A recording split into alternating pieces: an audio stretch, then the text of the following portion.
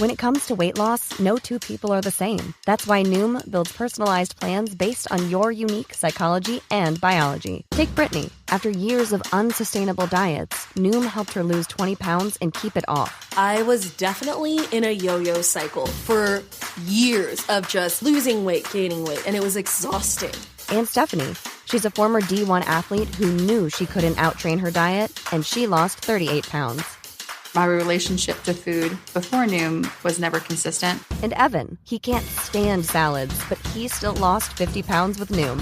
I never really was a salad guy. That's just not who I am. Even through the pickiness, Noom taught me that building better habits builds a healthier lifestyle. I'm not doing this to get to a number. I'm doing this to feel better. Get your personalized plan today at Noom.com. Real Noom users compensated to provide their story. In 4 weeks, the typical Noom user can expect to lose 1 to 2 pounds per week. Individual results may vary. Hey, I'm Ryan Reynolds. Recently, I asked Mint Mobile's legal team if big wireless companies are allowed to raise prices due to inflation. They said yes. And then when I asked if raising prices technically violates those onerous 2-year contracts, they said, "What the f*** are you talking about, you insane Hollywood ass?" So to recap, we're cutting the price of Mint Unlimited from $30 a month to just $15 a month. Give it a try at mintmobile.com/switch. $45 upfront payment equivalent to $15 per month. New customers on first 3-month plan only. Taxes and fees extra. Speed slower above 40 gigabytes. See details. Hello and welcome to Just Films and That with me, Josh Hallam. And me, Alice Oliver. This is the podcast where we talk about films that we think are underrated, underappreciated, or we just wanted to talk about them. We're also going to get stuck into some classic films that one of us maybe hasn't seen, and maybe throw in some great guests along the way.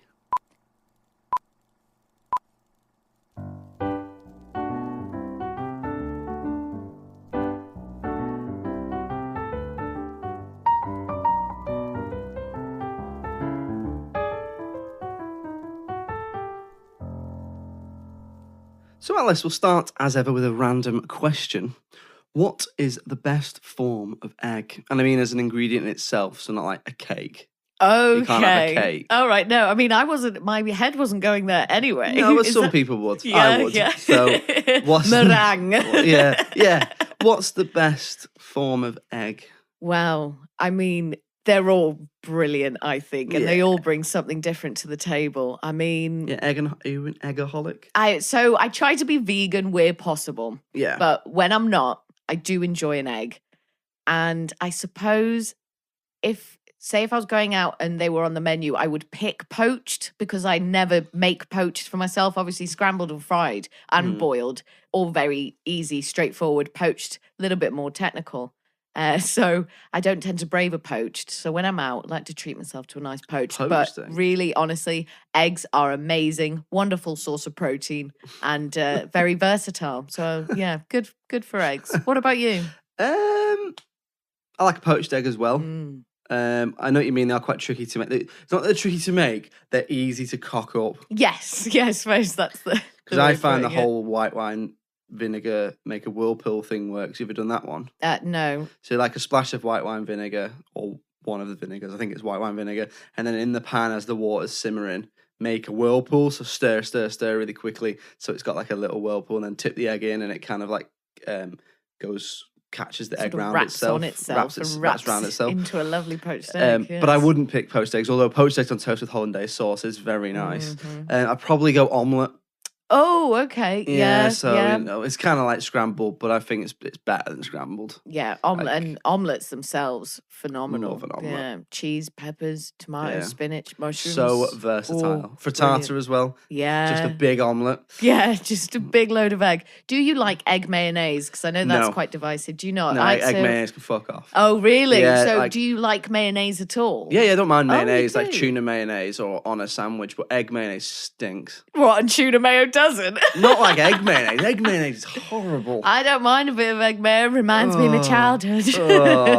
No, not at all. Not having that. Yeah, some people really do hate it because it's the egg on egg thing as well. Yeah, so much egg. Egg-tastic. Double egg.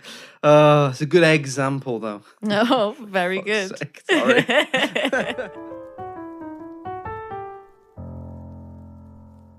So this week's film is The Way, Way Back, which is from 2013. So spoilers if you've not seen it. I chose this one. So to give you a little bit of background on the film, it's the story of Duncan, and it's kind of a coming-of-age story set over the summer break. He's taken to his mum's boyfriend's beach house for the summer. He kind of feels isolated, struggles to get along with his family, particularly his mum's boyfriend and their friends. Kind of tries to find his way, ends up working at a local water park where he finds kind of friends and kinship and kindred spirits in the staff who work there. And it's kind of that coming of age, learning to grow as a person type tale. And that's about all there is to it, really.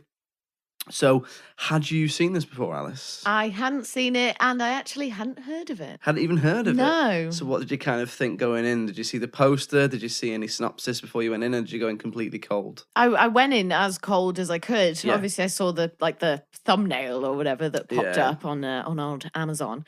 But no, like just really, really kind of clueless going in, which was obviously quite a nice way to do it because it's rare now, I think, because obviously you kind of, even films that people haven't seen, you've got bits of knowledge of. So it was nice to go in and watch something that I hadn't heard of and hadn't seen. So why did you pick this one? So I picked this because I feel it's, well, mainly, and you've pretty much just proved me right there, I feel it's underseen. Mm-hmm. Like not a lot of people who I talk to about this film have seen it or even heard of it. I really like the script. I think it's really well written. I think it's really relatable. I think it's a really like feel good comedy about kind of like finding your way and finding your voice. I've actually only seen it once myself, and I just remember really enjoying it. It gets a lot of comparisons with Little Miss Sunshine, even though it's pretty different really to Little Miss Sunshine. I think the only really real similarities are that it's got two of the same cast members in it. Oh, really? In Toni Collette. Have you seen Little Miss Sunshine? I haven't seen it, You've not no. Oh, right. So Toni Collette and Steve Carell are in Little Miss Sunshine, where they actually play brother and sister. But they're in this as obviously partners. So I'm intrigued to know what you thought. What did you think? I certainly enjoyed it. I came away enjoying it. I thought it was written well. It was funny. It was moving. Got some great performances in there. The whole water park narrative is just so much fun. And it's great to just have a water park in a film for such a long period of time. Thought that was really interesting. And Do you like a water park? So I used to, like when I was younger, absolutely love it. The slides, the waves, all that stuff. But now I would just be thinking about the germs, I think, all the time, like, and watching it. I'm just like, oh my God, how much piss is in those pools? Like, have you seen the South Park episodes? Yeah, Oh my God, I just think of that. It makes me feel sick to my stomach. But it didn't ruin it for me. I got to, enjoy it for what it was. And those children all look very clean. So obviously the first thing that I noticed about this film was I thought the way it opened was just really, really brilliant. So you get such a sense of Duncan as a character and of Trent, I suppose. So he's sitting in the back, obviously a little more removed from the rest of the family who are in the car. And all you can see is Trent's eyes in the wing mirror. And he just starts being an absolute tool to him immediately, doesn't he? He's like, what would you give yourself out of 10? Or what would you rate yourself or something? Yeah, he just asks him out of the blue, what would you be out of 10? And that, when I said it was semi-autobiographical, I believe one of the writers, Jim Rash, said that's a real conversation he had with his mum's partner or his stepdad, where he just out of the blue said, like, what would you be out of 10? Yeah. Which obviously, when you're a teenager, you're so self-conscious. Yeah. That sort of question would just absolutely melt your brain. Yeah, and unless you as the adult, unless your answer every time is going to be, well, you're a 10 out of 10 in my eyes, then don't ask. Don't ever ask that question. Yeah. So then obviously he says a 6, and then Trent says he's a 3, and you just see his little heart break into a million pieces, and it just sets up the whole film then. It's like, oh, this trip is going to be fucking awful for him. Here we've got douchebag stepdad here, and then the mum who's just kind of sitting there letting it happen sort of thing. So yeah, did a real good job of setting it up nice and early, and it really maintained kind of the impact of that first scene throughout, and just brilliant juxtapositions between moments that were just so moving, moments that were just like really awful, like when we see Trent obviously cheating on Duncan's mum, which is really horrible, and then everything that Duncan's going through. Yeah, but just really good, a really nice balance of a few different things going on, I think. That relationship between kind of a teenage boy and his dad, well, not his dad, father figures, is kind of really key to the film, isn't it? Because you've got his relationship with Steve Carell's character Trent, who it's a bad relationship, and then he kind of finds a positive relationship with Owen, who's the manager of the water park, played by Sam Rockwell, and that's where you get the two, like you say, juxtapositions between his relationships. And that whole thing of him being a 3, that keeps coming up. That's not like a throwaway line. The fact that he's putting him down so much is what is driving that negative and positive relationship. And I think that's the strength of the film. The strength of the film is in kind of two places: the performances of the supporting cast and the script. So I really like the way, like you say, it creates that world of the staff at the water park, and they're all just there to have a good time, and the other side of it, which is his family members, his mum and his mum's partners, friends, all having a good time. Two sets of people, two sets of adults having a good time, where Duncan can have a really bad time with one and a really good time with another. And I think that the genius of the script is that it's really, subtle. So, like, there are times when the way Steve Carell's character is written, he's not necessarily being an arsehole all the time. Some of the time, you think, is he just actually trying with this kid? And as the film goes on, I think their relationship deteriorates and you realise actually he is just a slime ball. He's just a horrible guy. So even at the beginning when he asks him that question, even though it's a completely emotionally ignorant question to ask a teenage boy, what you think you are out of 10, there is an argument to say he might just be trying to build him up, because he kind of says, we're going to make you a 8 or we're going to make you a 10. Like, we're going to make you into a real man. Yeah, like and this. some guys really are that clueless. And there is other times when, you know, he says stuff to him about clearing the table, showing him the proper respect to his mum about, like, by telling her where he's gone. And there are all things you do think, yeah, no, he should, you know, clear his plate from the table, and he should tell his mum where he's going at night. But as it goes on, you realise he's just a manipulative arsehole. And just very controlling as well. Yeah. And then it all culminates when there's a big argument about kind of Trent's infidelities. And he basically, if his friend didn't get in the way, he would have hit Duncan. Which is that's the moment you're like, bam, okay, he's a prick. Yeah, trying to punch a 14-year-old boy when you're a 50-odd-year-old dude. Yeah, do you know what I mean? You suck, man. Yeah, so the cast are really strong. I mean, Steve Carell, the strength in his performance is carried with the fact that he's incredibly likable, usually, in most of the films he does. I mean, it's not the first time he's played a kind of antagonistic character, you know, even if you look back to, like, kind of Bruce Almighty and stuff like that. He is, you know. I forget he was the antagonist. Yeah, he's the kind of antagonistic character in that. There are other films as well, but he does. It's hard to almost, like, he's so likable, it's hard to make him an arsehole. So he does give that really good performance where he is, like you say, subtly controlling the mum and the son. Yeah. And I think Toni Collette's brilliant in this as well. She's she's almost like the emotional heart of the film. She spends a lot of the film kind of, you don't know what she knows. And as it goes on, you kind of realise that she does know he's being unfaithful to her. And is just trying to keep it all together for her, for the holiday, for her son.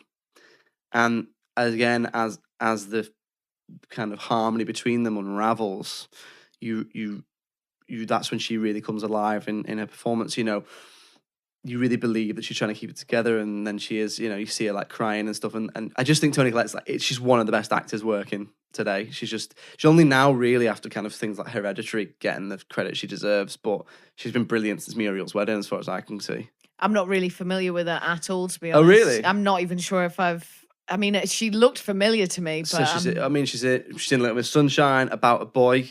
She's in About a Boy. She's in Hereditary. She's in a film called Muriel's Wedding, which was like her breakthrough. It's like an Australian comedy. Okay. She's Australian. Okay. There's loads of stuff she's been in. Yeah, she's a fantastic. She did a film. No, sorry, not a film. A TV show. A couple of recently called Wanderlust. But I haven't seen it, but apparently she's very good in it. Yeah. Anyway, take my word for it. Toni Collette is incredible. Hey, and listen, going off by a performance in that as well. And like you say, because it does feel like she is, you know, a bit more at the heart of the film. Because with Duncan, it is like, obviously everything that's happening to him sucks, but, you know, you're still going to grow up. You're still going to have a life. You're still going to get to do whatever. Whereas for her, it's like, this is her last shot. She doesn't want to keep having to date new guys at her age while she's trying to look after her son. So you just really feel for her. And then it just makes the ending really wonderfully satisfying. Oh, it's brilliant. Such a simple thing where she just comes away from the front of the car and then goes and sits in the back with Duncan. And that's it. But that was really satisfying, I thought. Yeah. Yeah, they don't get out the car. There's no big fight or anything. She doesn't slap him. Yeah. She just gets out the passenger seat, turns her back on a slimy, horrible partner, sits with her son, and they just smile, and it just ends. Yeah. I just think it's such a really good, feel-good film. And it's funny as well. It is funny. It is funny. Oh, my goodness. Sam Rockwell. Isn't he just lovely? I love watching him so much. I mean, that guy has got charisma to burn. I could do with some of that charisma. I know. Wing it my way, Sam, because, man, he's got it to burn. So brilliant as Owen. And so he obviously brought a lot of the comedy. Just the one moment that really stood out for me was when all the kids are stuck in the slide and he comes out to the queue and he's like, all right, listen, I'm holding out for a hero. What does he say? No, he just does the lyrics to that song, doesn't he? He's just like, I need a hero. I'm holding out for a hero till the end of the night. He's got to be strong. He's got to be fast. It's got to be fresh from the fight. And I feel like it's such an obvious joke, but it really made me laugh. It's proper. So in it, it's like dad jokes. So like there's a bit where like he goes up to Duncan and who's just sitting there and under the shade of like an umbrella in jeans and a t-shirt, and he's like, I'm going to ask you to leave because you're having too much fun. Like, like everyone's feeling uncomfortable around you. But because he's so likable, you kind of wait. I think with Owen, I think you kind of wait for his backstory. You wait for like, oh, he must have been here his whole life and he just hates it, but he's joking to cover up his sadness. And it never comes. I definitely was on edge thinking, oh shit, what's his thing gonna be? What is his dark past? What's the moment? Like, it was just like, oh, is he gonna start hitting these kids? Yeah. Like, is he a massive gangster? Like, is it all just a front and all this? And it just never happens. No. He's like, oh, he's just literally any teenager's vision of what an ultra cool guy would be. An absolute teenager's dream. Like someone who's gonna kind of look after you, but like you do what you want, but then maybe give you a beer and cool come ride the slides. You know, he's just a guy that likes working at a water park. He does live there as well. And he lives at a water park. He's essentially a giant child. Yes, yeah, definitely. So he is great. He is really good in it. And Maya Rudolph with him as well. Yeah. She's brilliant. I love watching her as well. She's brilliant because she obviously cut her teeth in like comedy, didn't she? And you likes a Saturday Night Live and stuff like that. But in this, she's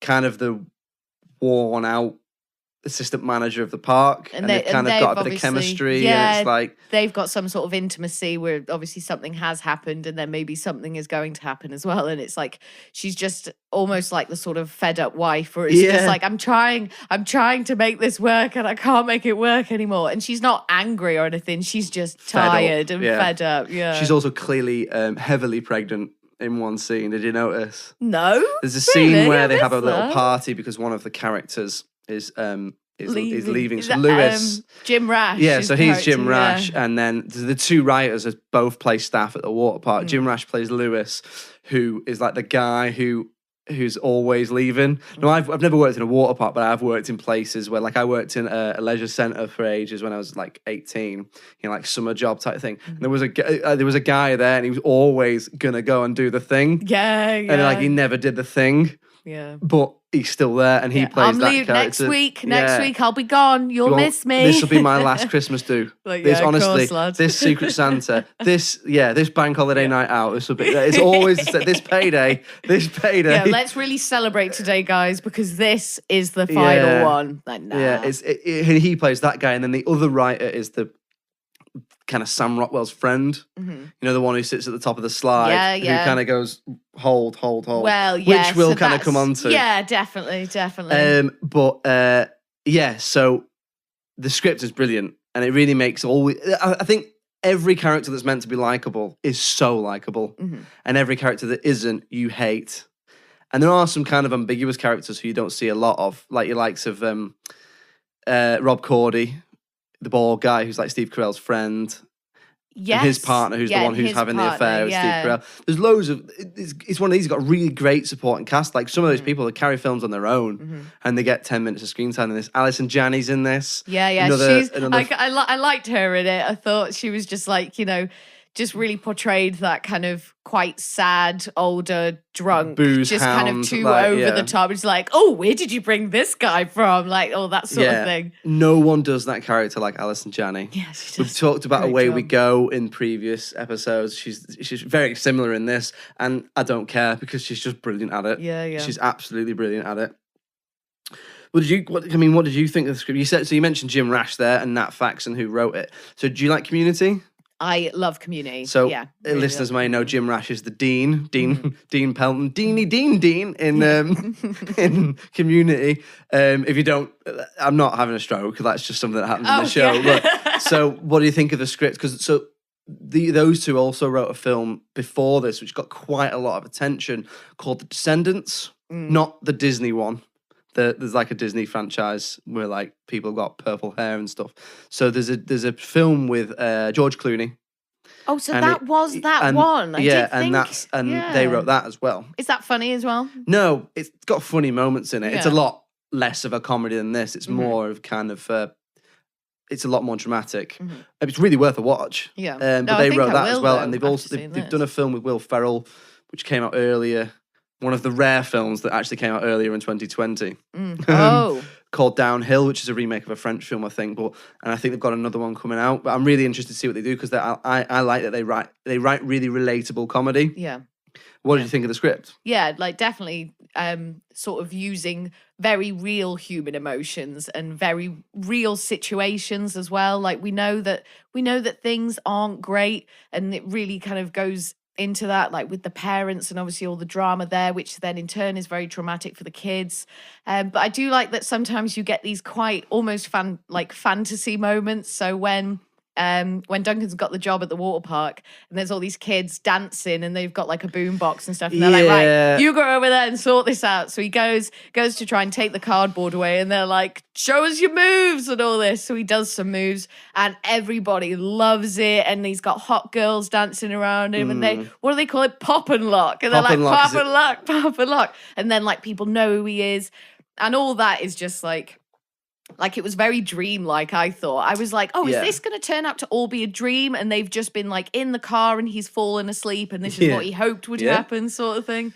So yeah, it was nice how they brought sort of quite unrealistic moments like that into it. And I didn't find it like jarring or anything. It toes the line between contrived and cheesy and relatable. There are a few elements where it does slightly go over that line into a bit cheesy. That breakdance scene probably is one for me, but on the whole it goes straight down the line, really relatable character, snappy dialogue, and I really like that. Did you relate to it at all? I mean, I know you've never been a teenage boy in a water park, but I related to the more motherly figures. Yeah, I related to the older ladies in the film more than anything. Like Maya Rudolph, like drunk Alison Janney. I was just like, that could be me. Yeah, I was looking at her and I was like, if I don't get my shit together, that could be me in 10 years' time. But I'll be the one who stands up having just finished a very strong drink and goes, this is empty and that's just not right, and goes and gets another drink. Yeah. So I really related to her. In terms of like obviously the younger ones, we've got Duncan's female love interest who we're introduced to it was just very, so she's on the beach, isn't she, and she's with all these other girls and they're all like, oh my god, did you see like Sarah Beth? And they're like, oh, I hate her face and all this. And then she's there on the beach like reading a book and she's away from them, and it's just so like, I'm not like the other girls. And I thought that was a bit flat.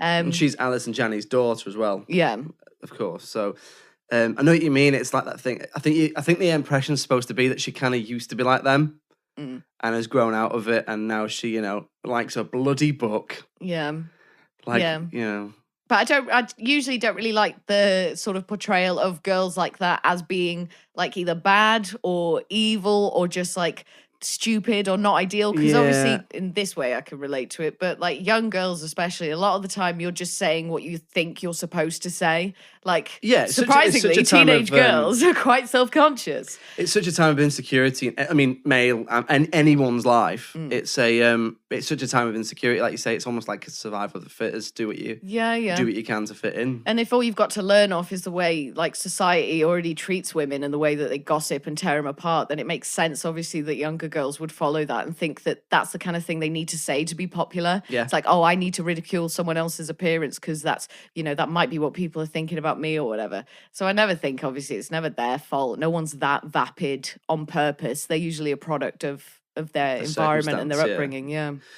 So you're related to the empty teenage girls and the alcoholic older woman. I guess that's me summed up. Definitely. I've definitely got the kind of anxiety and self-conscious ways of a teenage girl, but then also the raging alcoholism of a 40-year-old divorcee. We'll move on now to anything that we perhaps didn't like. Was there anything you didn't like? I mean, the main thing that stood out was when, like you say, so it's Jim Rash and Nat Faxon, I think you said. Faxon. So I kept saying Nax Fatten in my head, and I was like, Star Wars character. Fatten? Nax Faxon, standing by. Exactly. So Nat Faxon, and what was his character's name? Ronnie or Roddy. Yeah.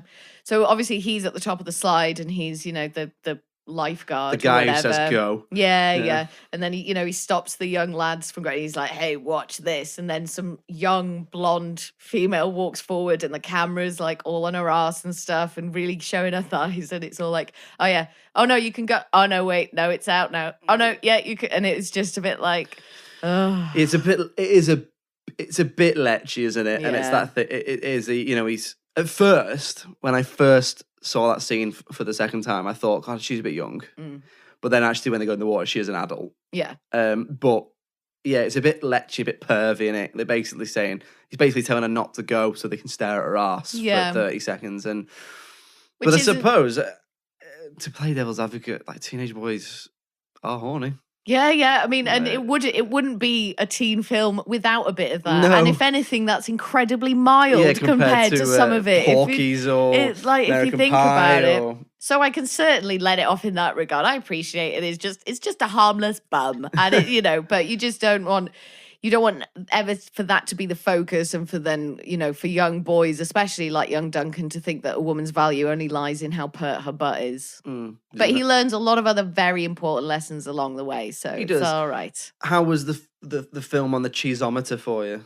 We're talking about the cheeseometer. How cheesy was it? Too cheesy? Not cheesy enough? I do not mind a bit of cheese at all. The stinkier, the better. You can cheese it up as much as you want. So I mean, it was appropriately cheesy for me. Yeah, as I say, for me, watching it again, there was times when it strayed that little bit, that kind of, just a little bit. Was a little bit. The breakdown scene.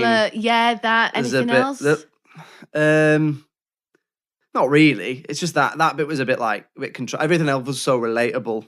Maybe the party, like at the end, it just, so it just so happens that everyone's drunk, but no one's too drunk that they're making a show of themselves. And it's like, you've got all these adults, and you would think that maybe there would be some drugs being passed around or whatever, but then there'd almost certainly be. I mean, I don't want to like... The guy lives in his water park. Yeah, I don't want to stereotype a character played by Sam Rockwell, but like, if he lived in a water park and lived that life, he's definitely going to be. You'd imagine partaking. But anyway, but everything was fine, and it was nice, and there was no danger and stuff, which is obviously great. But was there any part of the film where you kind of found your tension waning? So for me, I thought about an hour in. It's not a long film. It's like an hour 45, something like that. Maybe like an hour in, I think the kind of energy and the momentum of the film drops only slightly. Not massive criticism. I just remember thinking they need a beat. Like, something needs to happen now. I can't remember around when. It might be just before he catches Steve Carell cheating on his mum. Before he catches. About an hour in, I just remember thinking, my attention's gone a little bit here. Yeah. Well, I suppose it's just not a particularly fast-paced film either. No, like, it's not cut really fast or anything. It's all just very mellow. Even the way it's coloured is very mellow. Yeah, I didn't even notice that. It's very you really get that sense of like the kind of battered old water park Yeah. That's great. I do love that as a location choice. Absolutely. Like to have it such a key part of the set and part of the action.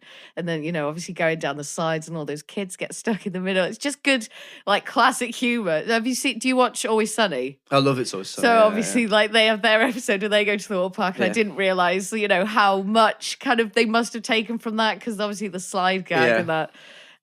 But that's a funny episode, though, isn't it? Oh, it's brilliant. The one where they go down the slide before it's been turned on. Yeah. But it did do one thing in films, which is a slight pet peeve of mine, which is like when a character could just tell another character the truth, but they don't. There is no reason. I couldn't see a reason in the film. I mean, again, I might just be trying to find stuff to give a balanced argument, but there's no reason I could see why he shouldn't tell his mum he's doing some time at the water park. Like why doesn't he just go, I've got a part-time job at a water park? Yeah, no, that's a very good point because he's obviously, it can't have anything to, because my first thought then was, maybe it's because, they've made this huge fuss about having family time and everyone hang out together, but he's away anyway and no one's really saying anything. Maybe it's supposed to show he's neglected and they don't care where he's don't going. care. No one's really asked or whatever, but she does ask at one point, doesn't she? And he's just like, I was out just or kind whatever. of bats it off, yeah. But she doesn't really listen to him. Like at the beginning, she's not made out to be that great a mum. Obviously, she's got her own shit going on with it. At the start when her partner's asking him what he about. What do you think you'd be at a 10? A 10. Oh, if your maybe mum's partner, who was Steve Carell. If Steve Carell asked you. Steve Carell asked me. I go like a sit on the 5.5 maybe. What, for looks and personality? Yeah, just like a 5.5. A nice, average, and then maybe on a good day, a little bit more than average. So that 0.5 extra. Why? What do you give yourself? 10. A solid 10. Cool. 10, you got to back yourself. Yeah, absolutely. No, you're right. Alice, I believe there's somewhere you want to take us. Absolutely. Please follow me now, Josh, and listeners, as we go down the rabbit hole for this bit, we're going to call Alice down the rabbit hole. So let's talk about one of the film's directors and writers, Jim Rash. So I got my first taste of Jim when he played Dean Pelton in Community. Jim started life in North Carolina with his adopted family. After he moved to LA, it reportedly took 10 years of writing and improv before anyone knew who he was. Teaming up with Nat Faxon, they wrote a pilot for a TV show called Adopted, a subject very close to Jim's heart. In 2005, the series was supposed to center on Lloyd Leaf, a happily married, well-adjusted, semi-successful young author who learns that a woman named Judy is his birth mother, and he never knew that he was adopted. The pilot was never aired, and the series was never picked up, but as we know, things only got better from there, as Jim now boasts 111 credits on IMDb for acting, producing, writing, and directing. Jim is a proud gay man, but this wasn't always the case, as he chose to keep his sexuality to himself for most of his early life. It was during the filming of The Way Back that Jim started to feel like he could be honest about his sexuality. He says that though the project was one of the more stressful things he's done, it was also the most freeing and poignant, and said that the moment he came out made him feel honest, free, and happy. And that was Alice Down the Rabbit Hole. Oh, there we go. Jim Rash. What an absolute legend. Oh, yeah. Just so talented.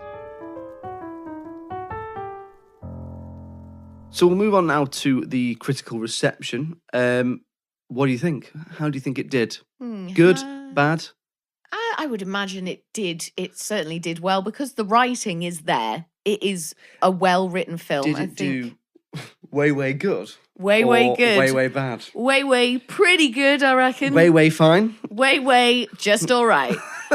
So if I was going to score it, if thinking about maybe some of the other films we've looked at, I did enjoy it. I enjoyed the script. The cast was good. It looked lovely. I would maybe give it a high 7. And I would imagine that that's probably what it got, I would think. High 7, maybe a creep into the 8, possibly. So on IMDb, it gets 7.4 out of 10. Oh, low 7. On Rotten Tomatoes, rare for Rotten Tomatoes, but the critics and audience give it exactly the same percentage, which at the time of recording is 84%. Oh, very good. That's so I suppose that evens out to about 8 out of 10, maybe, something like that. Interesting at the disparity between the IMDb score and the others. What do we think? Is that way accurate? Or way wrong? Let's think. 7.4. I feel like that score is maybe a little bit stingy. A little bit low. Yeah, I feel so like if we average it out to 8.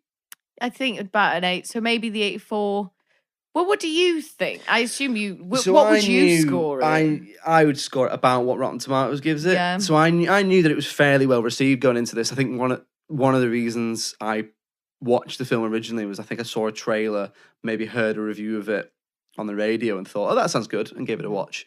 So I think that's about right. The Rotten Tomatoes one. I agree. The IMDb score is a little harsh.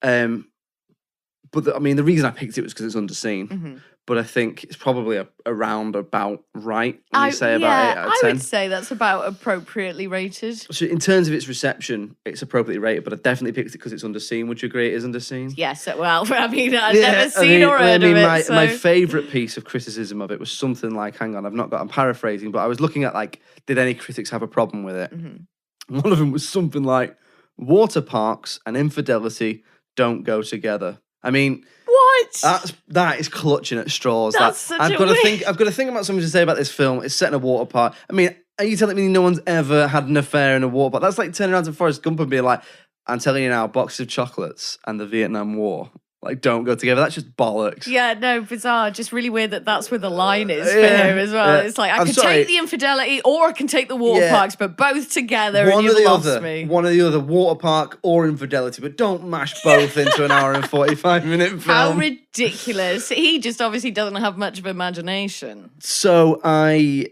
think it's about right in terms of rating, but the reason I picked it is I think it's underseen, and I would implore anyone who likes a nice little slice of life, feel-good comedy to go and seek it out. What would you say? Oh, yes, certainly. Definitely not a waste of time. So there we go, another one that will add to the ever-growing pile of underseen but appropriately rated films. Do go and check it out, guys. I think you'd definitely like it. We'd like to know what you think of it, though. If you have seen it or if you do go and see it, get in touch. We're at filmsandthatpod@gmail.com. We're on Twitter @films_that.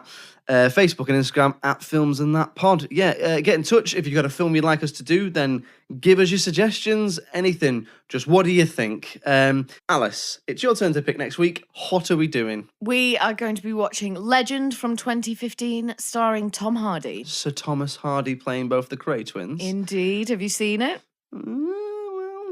Well, you'll see. Okay, you keep me in suspense. Does that automatically mean I have seen it? Yes, I can't hear you anymore, Josh.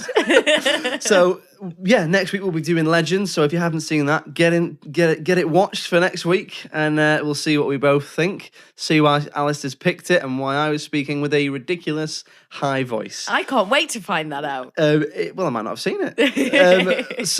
We'd like to hear from you. Please do get in touch. The email address is filmsandthatpod@gmail.com. We're on Twitter @films_that, and we're on Facebook and Instagram, filmsandthatpod. Get in touch. What do you think of the films we've done? Do you have any films you'd like us to do? Do you just want us to stop talking? We will never stop. We will way not stop. So, Alice, thank you very much for joining me, as ever. Thank you so much, Josh. Pleasure to be here. We'll see you next week. Cheerio. Bye.